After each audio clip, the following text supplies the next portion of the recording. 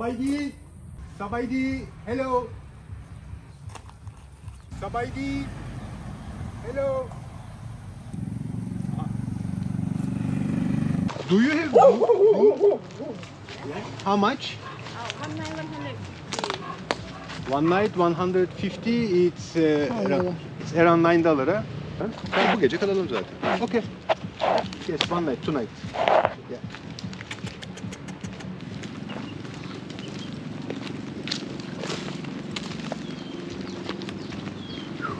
Herkese Laos'tan, Vang Vieng'den selamlar. Size öncelikle şu havayı göstermek istiyorum. Şu havadaki toz bulutuna bir bakar mısınız? Şu karşıda bir dağ var. Onu böyle hayal meyal görüyoruz. Ama onun arkasında da aslında dağlar var. Onları hiç göremiyoruz. Güneşe bakın şimdi. Çıplak gözle güneşe bakabiliyorsunuz. Şu an saat öğlen 11. Şu an bulunduğumuz şehir olan Vang Vieng'in bir 60 kilometre uzağında bir milli park varmış ve milli parkta yangın çıkmış. Geçtiğimiz 15-20 günden beri böyleymiş burası. O yangından kaynaklı toz bulutu buralara geliyormuş ve böyle bir hava kirliliği yaratıyormuş. Korkunç, ben hayatımda hiç böyle bir şey görmedim. Korku filmi gibi. Şimdi hatırlarsanız, dur şöyle oturayım ben. Hatırlarsanız en son videoda biz Takek diye bir şehirdeydik. Onun yakınlarında kaya tırmanışı yapmıştık. Şimdi biz Takek'ten çıktık arkadaşlar. Bisiklet sürmeye başladık ve bu bisikletin lastikleri hala her gün 2 defa, 3 defa, bazen 4 defa patlıyor idi. En sonunda biz dedik ki tamam abi artık yeter yani. Çünkü zevk alamıyoruz. Bilet aldık kendimize. Bir ay sonraya uçak biletimiz var. Türkiye'ye dönüyoruz. Son bir ayımızda da yani böyle artık bu stresi yaşamayalım. İşte sürekli bisiklet tamir et, dur sıcağın altında, işte lastik çıkart, lastik tak, günde 15-20 kilometre gidemiyorduk bazen. Artık yani bu bisiklet işine ara veriyoruz dedik ve Takek'ten çıktık, bir arabanın arkasına attık bisikletleri, Vientiane'e gittik. Vientiane'de bir yerde bıraktık, bir tane hostelde bıraktık bisikletleri. Oradan da arabaya atladık ve Vang Vieng'e kadar geldik. Önümüzdeki bir tahminimce bir hafta 10 gün boyunca falan sırt çantasıyla olacağız biz. Biz burada kalıyoruz, burası Sivilay diye bir guest house.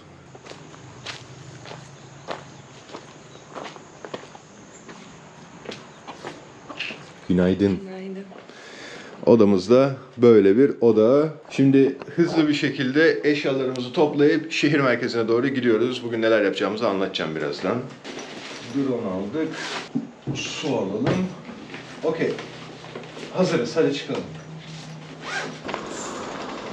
Şu havaya bir bakar mısınız? Korkunç. Ne diyorsun tane? Dağlar görünmüyor ya. Baksana. Bak şurada silüet gibi var, görüyor musunuz? Oralar, arkamız her yer dağ dolu. Hiçbir yer görünmüyor.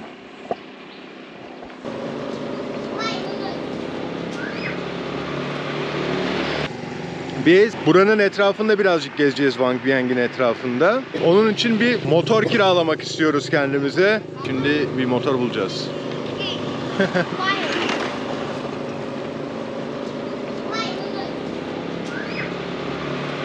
Şimdi böyle yol kenarında motor kiralayan, bisiklet kiralayan bir yer bulduk. 100.000 kip istiyorlar.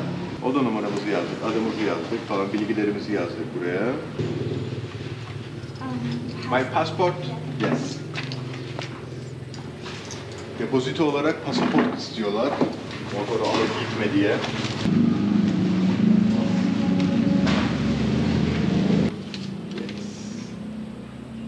Çay? Al bakalım. Kapat da şey yapma, ısınmasın. Şimdi bir de en son motorun üstünde bir şey var mı yok mu? Problemi var mı? Emin olmak adına fotoğraflarını çekiyoruz.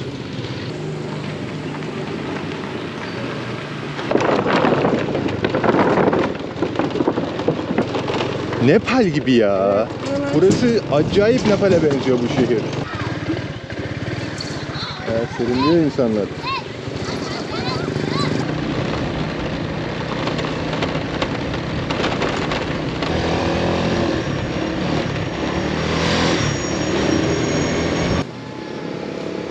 For me, number 4. Burada bir teyze var, sandviç yapıyor. Daha doğrusu burada böyle sıra sıra insanlar var. Burada sandviç yapıyorlar. Fiyatlar acayip uygun. Yani 1 dolarla 2 dolar arasında değişiyor fiyatlar. Ekmeğimiz burada. Bunlar tavuk, salam, hem. Bak çok ince bir köfte de atıyor içine. Son hali bu sandviçimizin. Uf. Kocaman bir sandviç. Süper görünüyor.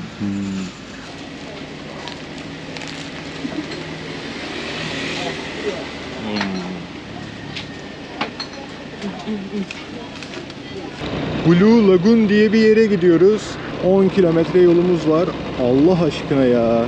Ya nasıl bir yangın bu ya? İnanamıyorum yani.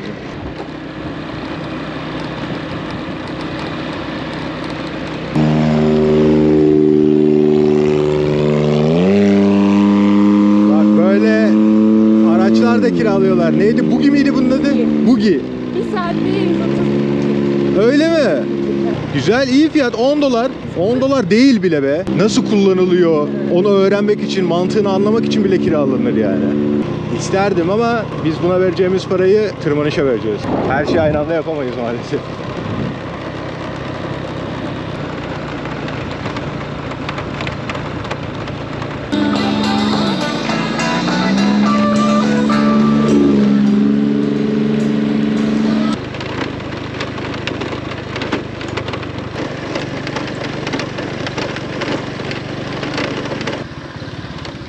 But it is how much?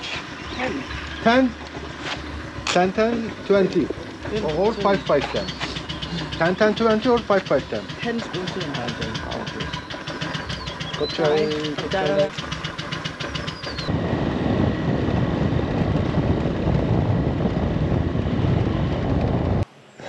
Gel. Ne olur gel. Yakalayamadım. Yangın var dedik ya.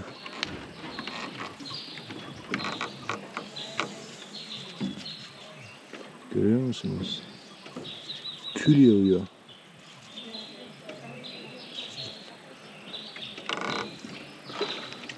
Böyle yukarıdan kül yağıyor.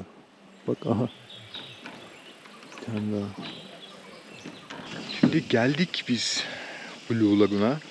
Biz buralara gelmeden önce fotoğraflarına baktığımızda dağlar cayır cayır görüyorsun, su masmavi. Neyse ama şimdi de başka bir havası var ama buranın yani. Tamam öyle mavi falan değil, buralar cayır cayır her yeri göremiyorsun ama değişik bir, kasvetli bir havası var şu anda. Kötü değil mi? Enteresan bir hissi var.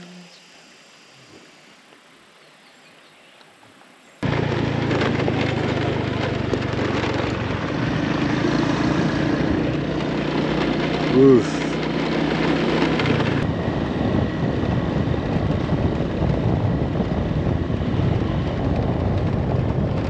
Geldik. Şimdi Namchai diye bir tepeye tırmanıyoruz. Şurası tam gözükmüyor ama bir yarım saatlik bir yürüyüş yolu varmış buradan. Giriş 20.000 kip kişi başı. Şuraya ödemeyi yaptık. Şimdi çıkıyoruz. Haydi bakalım. Size bir şey anlatayım ya bir de bu bir yandan yürürken. Laos'a gelirseniz eğer ve Mastercard kullanıyorsanız sakın BCEL banktan para çekmeyin, tamam mı? Böyle kırmızı renkli ATM'si olan bankadan para çekmiyorsunuz. Şimdi biz geçen gün para çekmek için ilk gördüğümüz bankamatiğe girdik. Bu bankamatikte BCEL bankın bankamatiğiydi. Kartı soktuk, şifreyi girdik. Ne kadar para çekmek istediğimizi girdik. Bastık Enter'a, yeşile. Ne yapması gerekiyor bankamatiğin? Bu aşamadan sonra belki 10 saniye bir işlem falan bankamatiğin içerisinde o bilgisayarda. Sonra tırrrr paraları sayıp vermesi gerekiyor değil mi? Tamam, bu dedi ki işleminizi gerçekleştiremiyoruz dedi. Kartı geri verdi. Neyse bizim yanımızda da para vardı. Çok da fazla nakit ihtiyacımız yoktu. Başka da bankamatik yoktu etrafta. Zorlamadık fazla. Başka bir zaman çekeriz dedik parayı. Ertesi gün sabah bir banka hesabıma bir bakayım dedim. Ne kadar para var acaba? Ulan bir girdim. 2700 lira bir gün önce çekilmiş. Tam bizim o çekmek istediğimiz kadar para. Nereden? Bir şey bankamatikten. Hayda. ne yapacağız? Hemen burada bulunduğumuz şehirde Pakse'deydik o zaman. BCEL Bank'ın binasını bulduk, şubesini bulduk. Oraya gittik. Durumu anlattık, böyle bir şey oldu. Ya tamam, şey yapmayın, korkmayın. Mastercard mı kullanıyorsunuz? Evet, Mastercard kullanıyoruz. Mastercard'la böyle şeyler oluyor bizim bankada falan dediler. Tamam abi, ne yapacağız? Valla biz şu an sizin bankanıza parayı geri göndermiş gözüküyoruz. Bundan sonraki sizin bankanızla sizin aranızda. Tamam abi, o zaman bana bir tane bu parayı gönderdiğinize dair resmi bir belge var. Elimde bir resmi bir belge olsun benim. Yok, veremeyiz. Verirdim, veremezdin. Ana dedi ki biz gönderdik kardeşim dedi. Hadi dedi. İşine bak dedi. Kağıt mağat yok dedi. Neyse.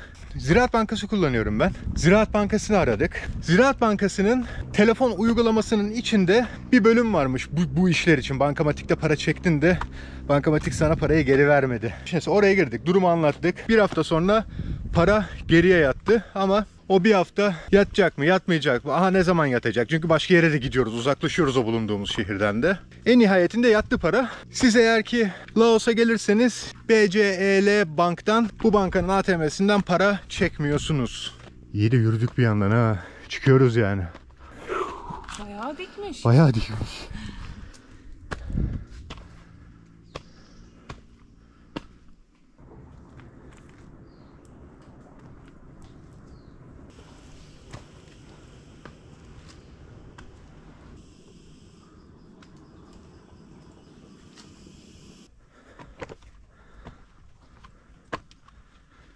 Geldik.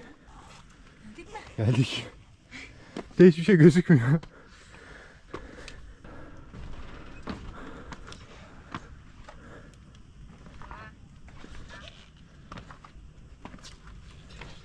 Yep.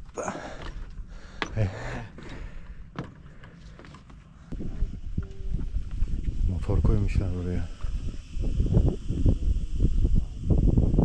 Güneş gözükmüyor arkadaşlar. Şu an şurada bir yerde güneş. Daha saat kaç biliyor musunuz? Saat 5:30.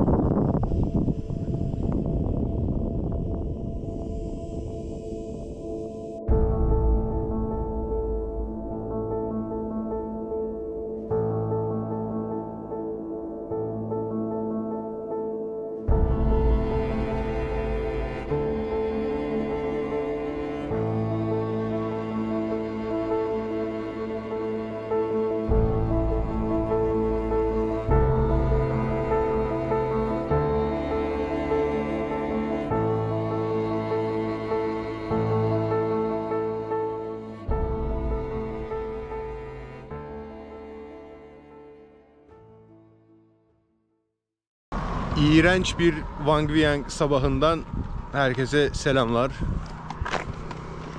Bugün de hiçbir değişiklik yok. Şöyle belki bir rüzgar esse, yağmur yağsa birazcık azalabilir ama bunların hiçbirisi olmuyor. Şimdi biz ne yapıyoruz? Şu an önce gidiyoruz, kendimize tırmanış malzemesi kiralıyoruz. Ondan sonra da Sleeping Wall diye bir sektör varmış. Oraya gideceğiz. Birazcık tırmanış yapacağız. Şimdi Adams Climbing School, yani Adam'ın tırmanış okulu diye bir yer var. Eşyaları kiralamak için oraya doğru gidiyoruz.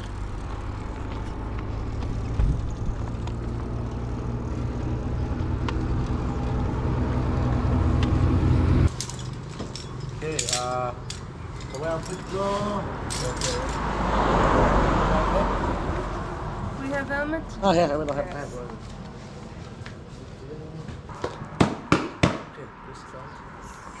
No, this looks small. Hey Adam, how are you? Good. Şimdi ekipmanları kiraladık. Ne aldık? Express'leri aldık. Karabinaları aldık. Personal safety aldık. Aşağıda emniyetçi olacak kişi için bir tane gri aldık. İp aldık. Ayakkabıları aldık. Tebeşir aldık. Tebeşir çantasıyla beraber. Harness'ları aldık bir de. Okay, we are ready. We are leaving. So Yeah. see you evening. Yes, have fun. Yeah, thank you. Ekipmanların günlük kirası kişi başı $15. Eğer ki 2 gün kiralarsak 3. günü bedava verecek. Ama biz zannetmiyorum 2 gün tırmanacağımızı. Yani belli de olmaz. Bakacağız işte bugünkü. Tek sıkıntı hava işte. Evet. Hava çok çok çok kötü. Yani sürekli böyle bir balgamın var, başın ağrıyor, nefes alamıyorsun adam akıllı, ağzına böyle katı katı doluyormuş gibi. Göreceğiz. Neyse biz bugünlük bir kiraladık ama bugün için.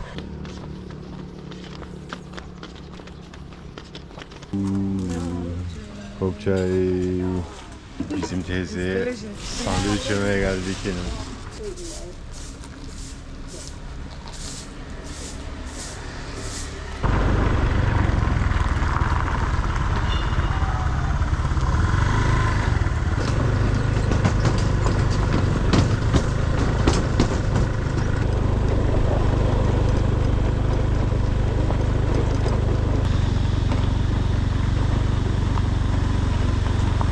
Geldik, bizi böyle bir konaklama yerinin içine attı aslına bakarsanız. Bir resortmuş burası.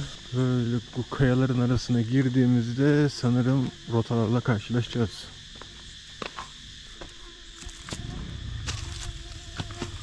Sinek orada.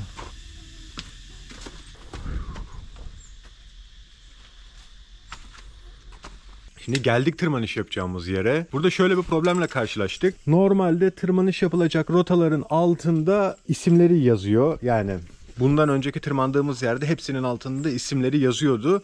Biz de bir tane kitaptan bakıyorduk. Oranın rehberi bir kitap vardı. İşte bütün rotaların özellikleri, kaç tane bolt var takabileceğin yukarıda falan, onlar yazıyordu. İsimlere göre gidiyorduk, tırmanıyorduk zorluğuna, kolaylığına göre. Burada hiçbirisinin altında isim yazmıyor. Bir tane internet sitesi var. Adı The Crack. Bu internet sitesinde neredeyse dünyadaki bütün tırmanış rotaları, özellikle ünlü yerdeki tırmanış rotalarının hepsi var. Şimdi biz şuna tırmanacağız. Bilmiyorum görebiliyor musunuz? Şuna 19 numaraya. O da buraya bir yere denk geliyor. Burada şu an yan yana 3 tane rota var. Bir tanesi 5B zorlukta benim tırmanmak istediğim. Bakalım şimdi biz kolaydan gide kendi yolumuzu bulacağız. Umarım diğerine karışmayız. Şimdi yavaştan çıkıyorum ben. Tane emniyete alıyor. Haydi bakalım.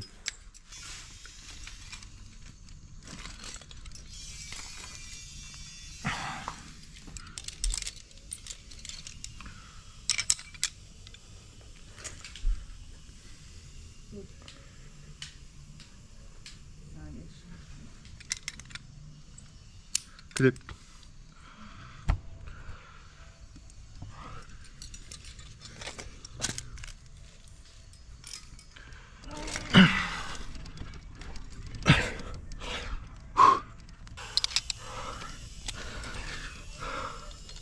Tek.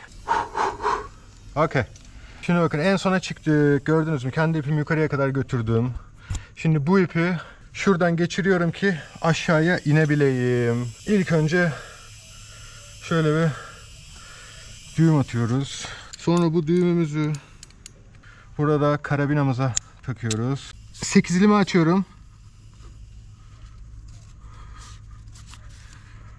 Sonra bu 8'limi bu ipin döneceği yer olan şu yukarıdaki şu ikilden geçiriyorum. Sonra bunu alıyorum. Buraya bir 8'li yapıyorum. İpi buradan geçirdim. Şimdi bu beni yukarıdan tutacak, şunlar. Tek. Çıkarıyorum kendi güvenliğimi. Stop. Lower.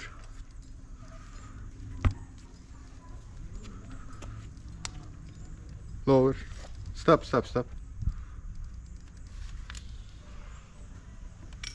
Hadi bakalım. Tane çıkıyor şimdi. 10 bile. Bile 10.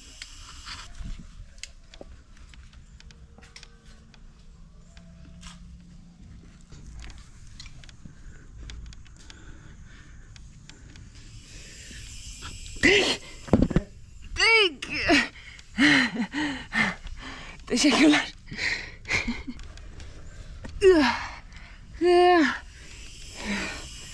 Yes. Aha. Yani bu ne? Bu aradaki turuncu ip. Beni birazcık tedirgin ediyor ip aslına bakarsan ya. Yani şu an bu ip koptu mu? Sıçtık yani. Aynen, indireyim mi seni? İndir. Doğru.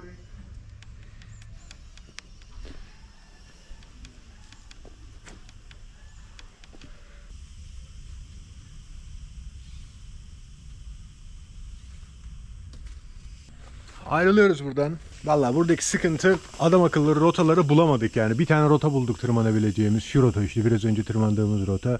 4-5 defa ona tırmandık ve geri dönüyoruz. Zaten buradaki kaya tırmanışı yapılacak yerde Takek'teki gibi büyük bir alana yayılmış değil. Bir bura var. Kanyon dedikleri bölge. Bir de şu arkada bir yer var sanırım. Şimdi gidiyoruz.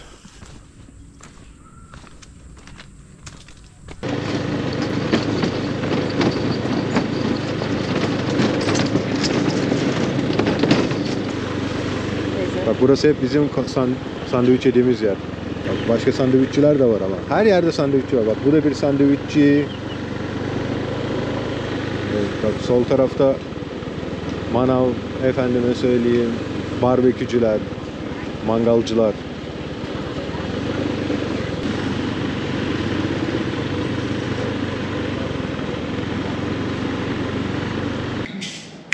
Ops. Gördün mü saçını? Yeah, thank you. Hint restoranına geldik. Böyle bir yer. Neydi buranın adı? Med Curry diye bir yer. Şöyle bir set söyledik kendimize.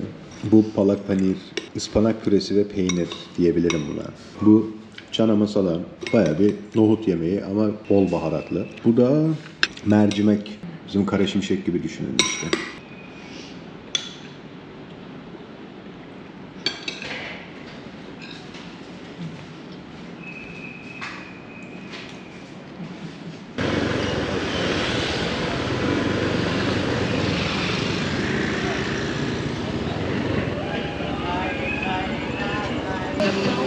Wang Vieng'in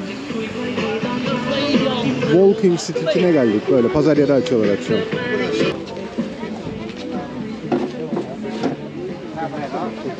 Hediyelik eşyalar.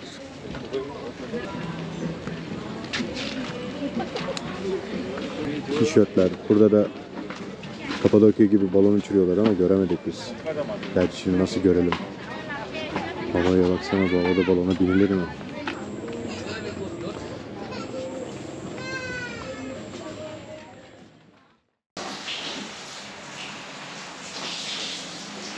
Ben hazırım.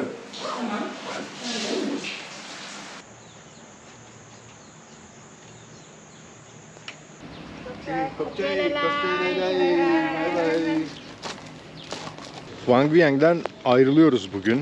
Aslında bizim planımız bisikletler aşağıdayken, Vientiane'deyken böyle bir hafta, 10 gün, belki 2 hafta Laos'un kuzeyini gezmekti. Hatta burada Wang Vieng'de biz 2-3 gün tırmanış yapacaktık. Öyleydi planımız. Ama yani hava, gerçi bugün hava açık ama yine de. Dün bir haber okudum. Artık hava kirliliği insan sağlığını tehdit edecek seviyeyi geçmiş. Seviyeye gelmiş de geçmiş bile. Durumlar iyi değil yani Laos'un kuzeyinde. Tayland'ın kuzeyi de böyleymiş. Şimdi ben geçen de şey dedim ya size, milli parkta yangın çıkmış diye. Bu belli bir milli parkta mı bilmiyorum. Orman yangınları varmış. Sebeplerden birisi bu orman yangınlarıymış. İkincisi de anız yangınlarıymış. Neyse şimdi çıkma vakti Wang Vieng'den. Şu an Wang Vieng'in dışına doğru çıkıyoruz. Burada bir otoban var. Otobana doğru gidiyoruz. Biraz otostop çekeceğiz orada. Nereye gidiyoruz? Vientiane'e. Vientiane'e geri dönüyoruz bisikletlerimizin yanına. Sanırım artık Laos'tan ayrılmanın vakti geldi.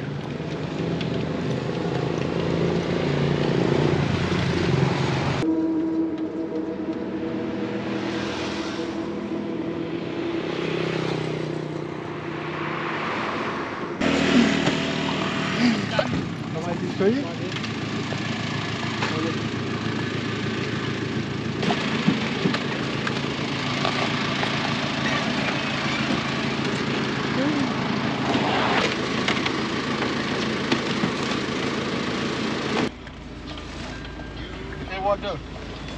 Yeah, we have water. Thank you so much. Yeah.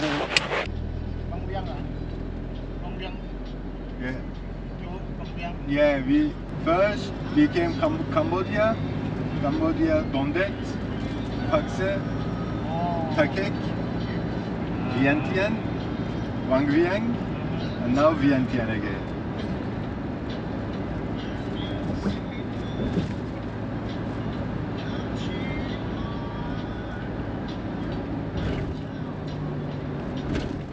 Kopçay. Thank you. Kopçay. Adam bizi yoldan aldı. Tam kaldığımız yerin önüne bıraktı neredeyse. Şurada yakalıyorduk.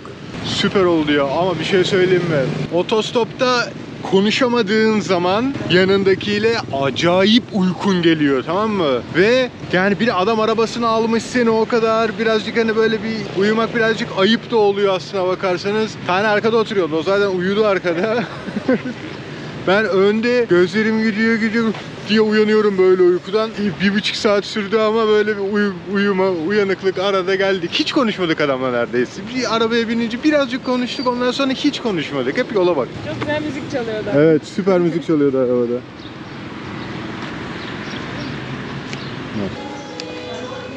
Bakalım bisikletlerimiz hala burada mı? Yes. Sawadee, how are you? Are you looking for the bicycle? Oh yeah, your bicycle? Yeah, our bicycle. We just came from Wang Vieng. Oh, good. Yeah. No, it's okay. They can live. They can stay here. Yeah.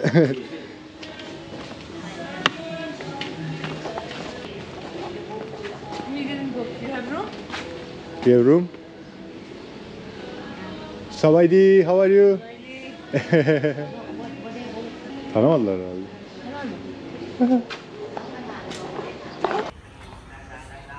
Şimdi odamız temizleniyor. Temiz oda yokmuş. Biz oda temizlenene kadar Sawadee. 2 dakika bir süpermarkete gidip geliyoruz.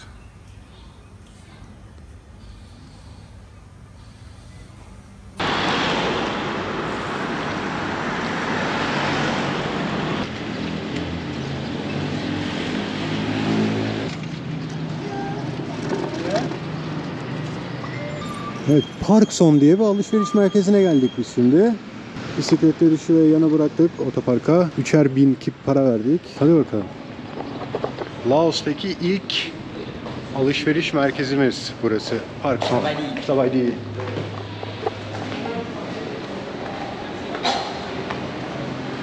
Oo. Bak şey yok, görüyor musunuz? Güvenlik, çanta manta, işte böyle didit X-ray cihazı falan yok.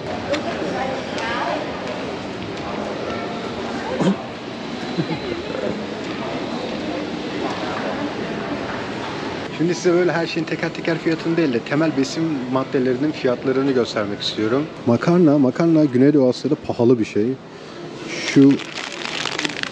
Şöyle yarım kilo makarna penne 33.000 kip. En ucuz makarna bu makarna. Bu da yarım kilo 22.000 kip. Yani 22.000 ile 50.000 arasında değişiyor fiyatlar. Şu iki makarna arasındaki renk farkına bakar mısınız? Şu 22.000 kip, o 33.000 kip. Bundan mı alacağız? Aynen. Ver bakalım. Geldik biralara. Biralar eğer 33 mililitrelik alırsanız 10.000 kip. Eğer ki yarım litre isterseniz de 16.000 kip. Bunlar en çok içilen biralar. Birla, diğerleri çeşit var. Tuborg var 11.000 kip. Carlsberg var 14.000 kip. Ama yerelden giderseniz 10.000 kip bira. Küçüğü, büyüğü de 16.000 kip. Geldik tuvalet kağıtlarına. İyi, en kaliteli tuvalet kağıdından istiyorsanız eğer onlusu 54.000 kip. Eğer ki ben bir tık daha uygunundan gideceğim diyorsanız şöyle. Bunun onlusu da 30.000 kip.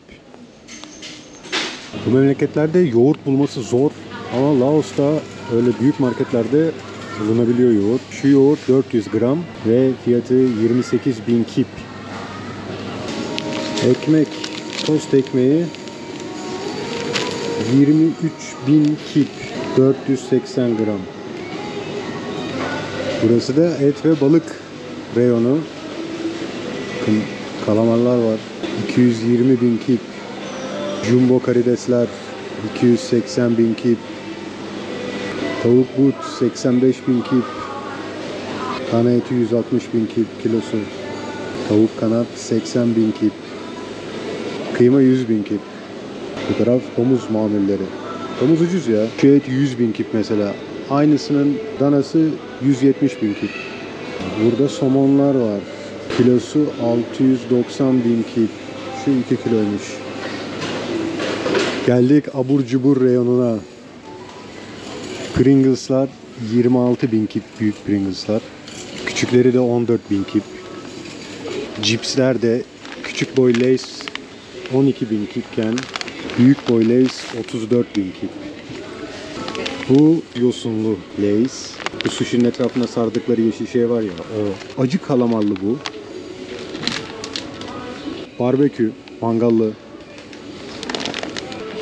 Bu da noodle'lı. Şöyle çok da küçük yapmıyorum. Alışverişi tamamladık. Ne aldık? Ispanak aldık. Makarna aldık. Yoğurt aldık. Soğan aldık. Domates aldık. Salatalık aldık.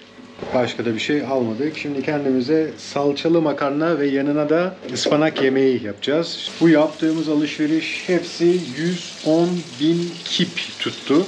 Bu kaldığımız yerin mutfağını kullanmamıza izin verdiler. Güneydoğu Asya'da ilk defa başımıza böyle bir şey geliyor. Normalde izin yani öyle mutfak diye bir kültürleri yok. Güney Amerika'da mesela kaldığın hostellerde mutfak oluyor. Orada kendi yemeğini pişiriyorsun. Ama Güneydoğu Asya'da hiç öyle bir şey olmadı şimdiye kadar. Güzel oldu yani buranın böyle olması. Orada da kedi var. Yerlerde de kedi var. Her yerde kedi var.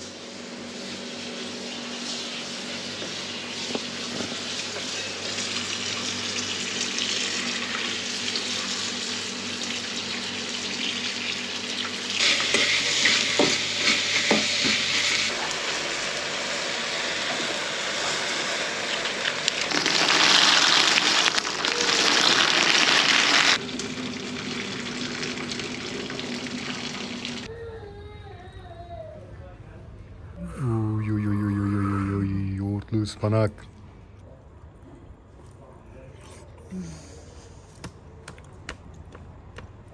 Ispanak fena olmuş. Ispanak fena olmuş.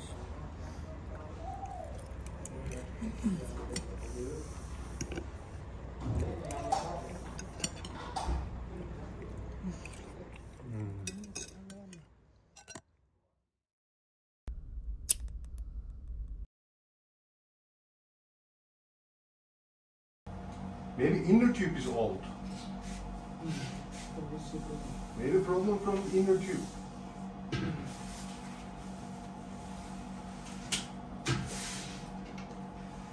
Okay. Okay, I give you one tube. Yeah. Also cannot.